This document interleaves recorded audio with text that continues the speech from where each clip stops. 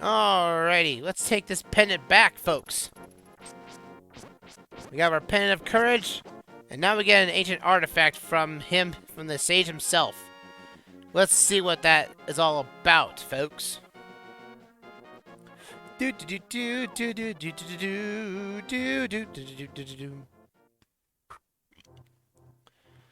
Oh, you got the Pendant of Courage. Now I will tell you more of the legend. 3 or 4 generations ago, an order of knights protected the royalty of the Hylia. These knights of Hyrule were also guardians of the Pendant of Courage. Unfortunately, most of them were destroyed in the Great War against evil that took place when the 7 wise men created their seal. Among the descendants of the Knights of Hyrule, a hero must appear. I say, I believe you. I am being dyslexic, I'm a really old man. You should get the remaining pendants and carry this with you. This is a treasure passed down by the families of the wise men. I want you to have it. We get a new item! It gives you the Pegasus Shoes. You can now execute a devastating dash attack. Hold the A button for a short time. A helpful item is hidden in the cave of the east side. Now here, that's where it tells you to get the ice rods right here. A helpful item is held in the cave on the east side of Lake Hylia. Get it. Helpful? It's more than helpful. It's required to beat a dungeon later on in the game. Anyway. But now with that in tow, we know exactly where we need to go next. We have to go south. Where is the Pendant of Power is. Hear me out right. Yes, in the game itself, that the 3 pendants are Power, Wisdom, and Courage. Essentially, an indirect way of Link getting the Triforce to obtain the Master Sword. When this game was being localized and everything, I guess they assumed Wisdom would be red and Power would be blue, because we're going after the Pendant of Power next. I know, it doesn't make any sense to me either. But we need to go back to Kareko Village now, because that's our only way of basically continuing on with the plot, as it were. Because that's where we need to go next. So let's head off that way. Because we got some exploring to do. We can do a lot more stuff. But then we have a bow and arrow. So we do have ways to hit ranged targets. But there isn't really nothing for us to attack right now. Or use with the bow and arrow that helps with puzzles.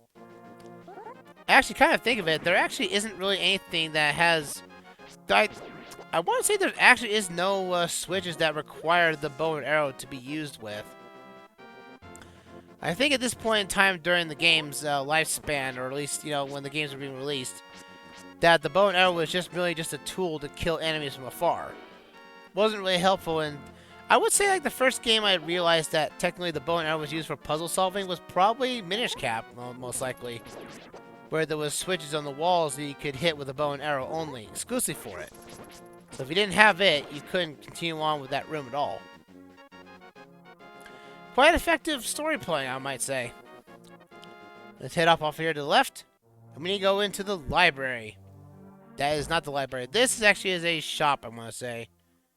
Or a get-rich scheme. Pay some money and you'll get maybe more money back. But we're like swimming in money right now. Look at this. We got like 800 rupees to our name. You want to come up here into the library. You can see this book upon us. If you hit the dash attack with the Pegasus Boots, which is automatically equipped. That's right. Unlike future Zelda games like Link's Awakening and whatnot, at least the original version, and also the remake too, that the Pegasus Boots was an item you had to equip. In this game, however, it is a permanent upgrade that is never taken off. So now you can use this. This item here is you found the Book of Medora. You can use it to read the ancient language of the Hylia. So yeah, we found some... There's also ancient texts we can find around the map. Doing so will basically tell us how to move forward. This is actually a required item. And it's probably the most selective item in the entire game. There's only, like I would say, maybe only a few areas that actually have ancient text with it. But after that, though, it's basically it's very situational for reading text. As soon as that's all done, I think there's like maybe like 5 or 6 places where ancient texts are apparent. And after that, the Book of Medora just becomes a placeholder item for in your inventory to make it feel better. Which is a shame too. Like I would say if everything was, the Book of Medora could have been a spell book. But it's not. It's just a translation tool. It's literally the Google Translate of the Hylian world. Ow! Hey! Well, it's not like you walked into a stick. I guess not. Anyway, let's head off to the desert now, because that is our next destination. We have nowhere else to go right now at the moment.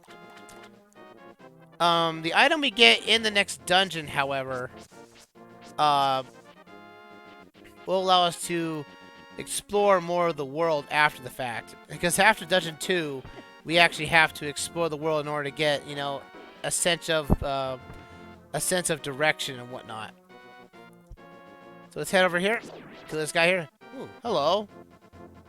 This must be the ex-member of what that guy in the Lost Woods told us. He won't say anything. What does the sign say? Pay no attention to the average middle-aged man standing by the sign. Leave him alone. Alright, we'll leave him alone. We'll heed the rules. I say it's not a lawbreaker. Anyway, let's head up this way here. Come up here. Huzzah! Also a convenience. A great fairy fountain. Well, I would say this is a large fairy fountain, I want to call it, because there is a great fairy in this game, but we don't have access to her fountain yet. So let's head off into the desert, shall we? This is a desert. The only desert in the game. It actually has new enemy types of vultures. They swing around you and come close to you from time to time to hurt you. Also, cactuses. You walk into these things, you get hurt. But man, look at all these. There used to be like cows here. Look at this. I wonder if this was a sort of like a fruitful field, but over time it turned into a desert. Oh, we have Mudman. These things are dumb. I hate these enemies. They come out of the ground and basically just cause a ruckus. They do have legs. From A Link Between Worlds, when I played that game a while back. They have legs, and they do have a suggestive swimwear while they get out of the water, out of the sand, which is awkward. Ah, it's the Book of Medora. With it, you can read the language of the Hylia people.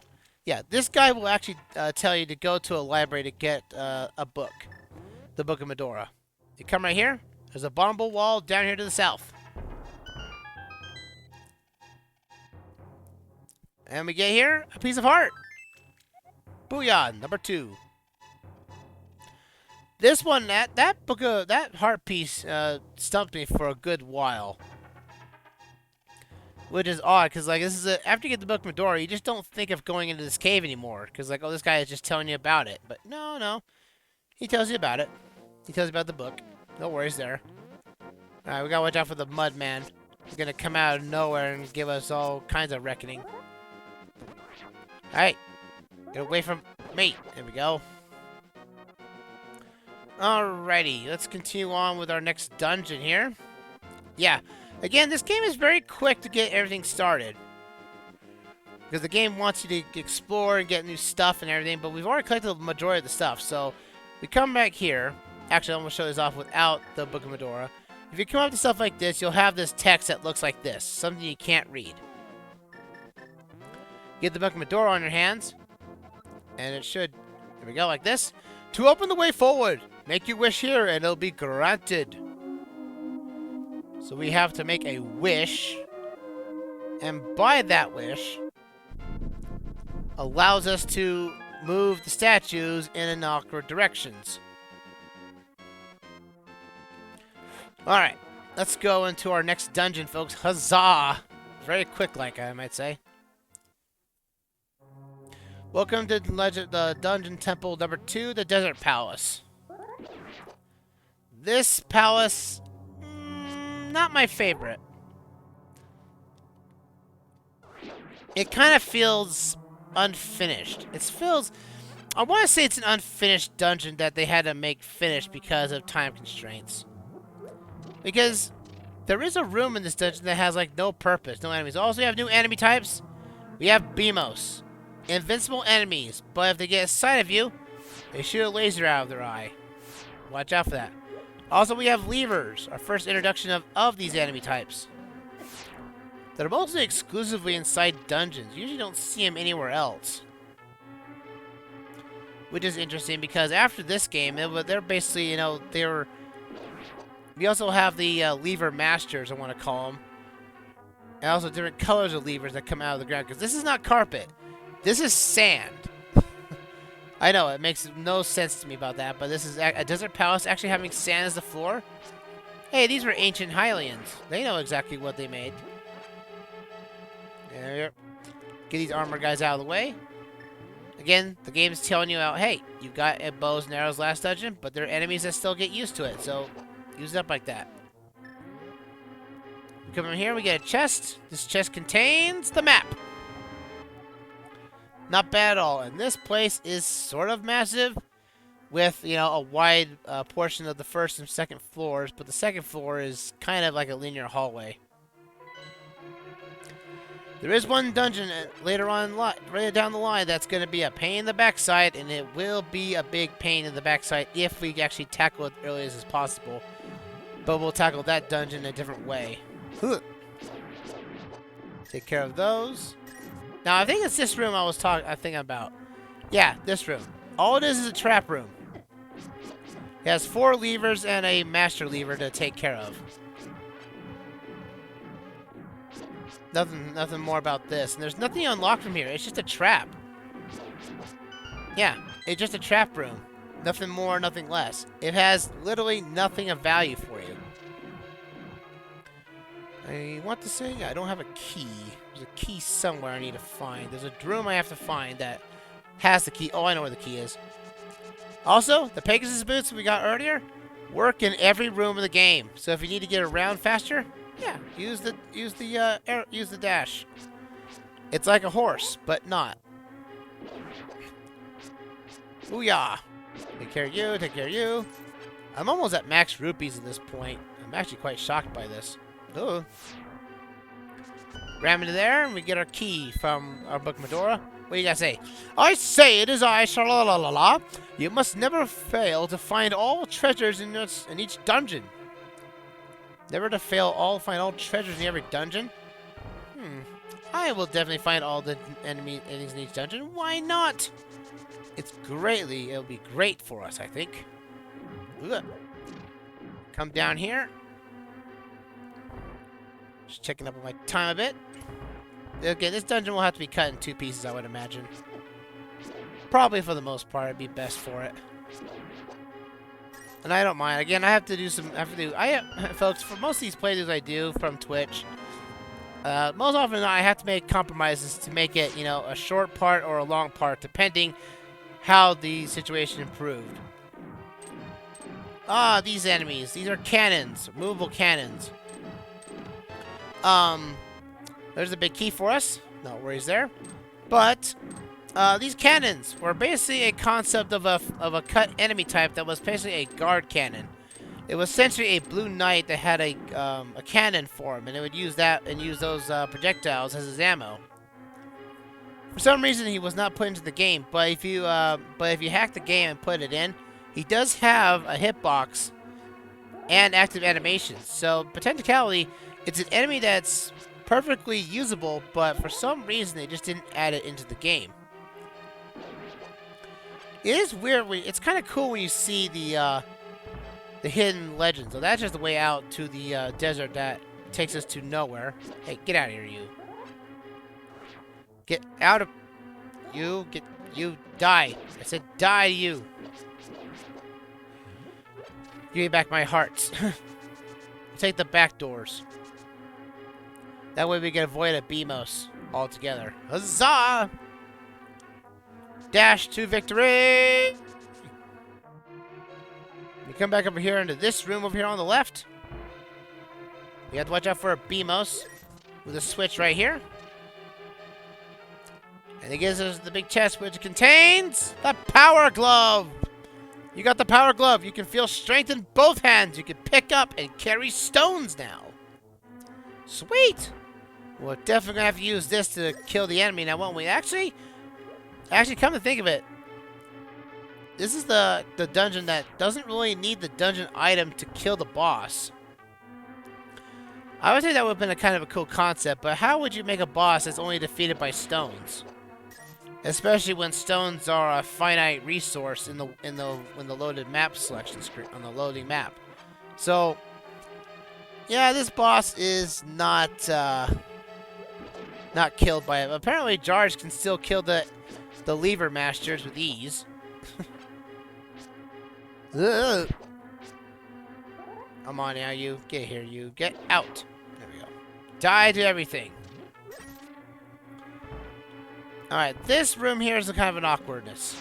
There's a block you have to push right here. You come in here, there's a fairy fountain. So if you need a fairy for any reason, here you go. A convenience, I guess you want to call it.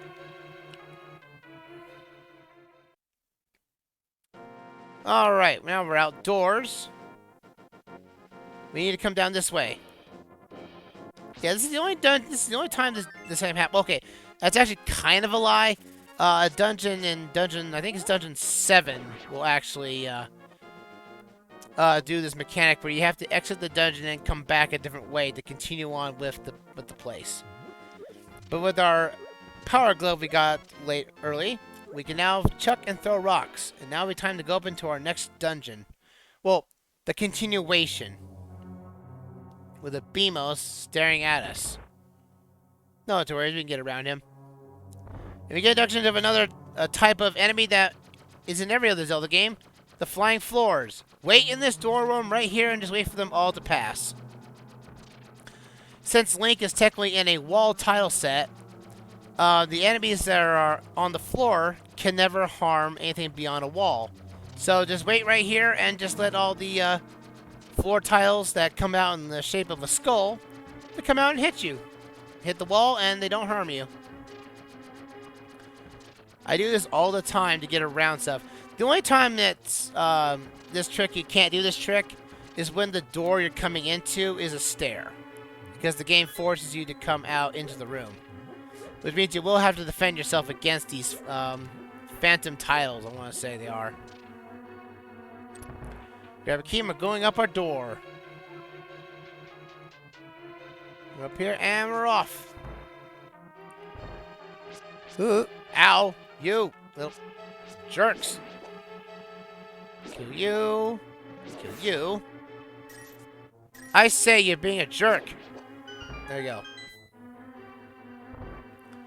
Let me come around here and kill these little bad boys right there. Watch out for the Beamos. Well, at least luckily in Four Swords Adventures, you can actually permanently kill these things. But that's like the only time that's happened, so. Ow! Yeah, the Beamos do hurt. They hurt a lot. Which can be quite the annoyance. Oh. Can I hide myself in the door? Ha ha ha! There we go. I can hide myself in the door and wait for these things to pass.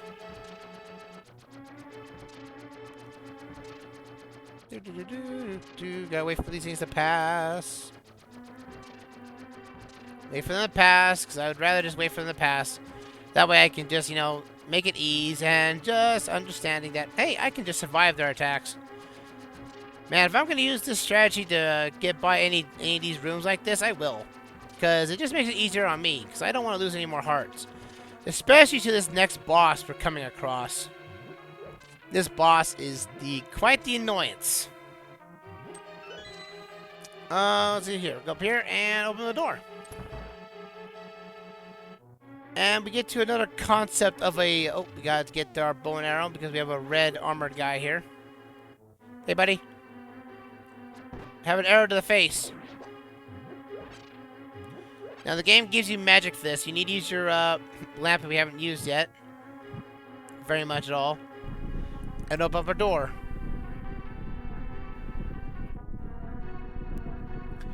Which is a nice, cool attention to detail that the dungeons can change size whenever they want. Alright, we got our next boss. This is basically a worm boss we're coming up towards. From my hearing, the ice rod can do a number on them, as well as I think the bow and arrow too, but we'll give this magic rod a chance. This worm boss, I don't remember the name, but most likely there'll be something on the title on the screen for it. These things come in threes. They come and they fly out of the ground. Oh wow, that actually does harm them. Wow, that's actually shocking, actually. Wow, okay, let's see how this, they say these, the ice rod does numbers on these things. Ow. Wow! 3 hits of an ice rod and it kills them. Wow, okay, well. That's amazing, actually. Wow! I have never done the ice rod on this boss before until now. Oh, well, if 2 of them are down, the 3rd one will have more rocks coming out of their, out of the ground when they come across, so watch out for that. But man, that is amazing! I didn't think that the ice rod was this enemy's weakness. Well, that gives you a reason to get magic potions or something early in the game for this boss alone. Well. I am actually quite shocked that that's actually a weakness. Well, I guess it is an enemy that survives in the heart of the sun, so something extremely cold to them would actually kill him. Well, that's a shocker to me. Well, let's get our next pendant. Dun, dun, dun, dun, dun, dun. So yeah, if you have trouble with this boss, get Ice Rod and just wail on him. There you go. You won the Pendant of Power. I think it's supposed to be Wisdom because it's blue, but you know, details. It's a pendant regardless, I say. Your goal of finding 3 pendants is in sight. Go for the last one. And refills your magic too as well. Huzzah!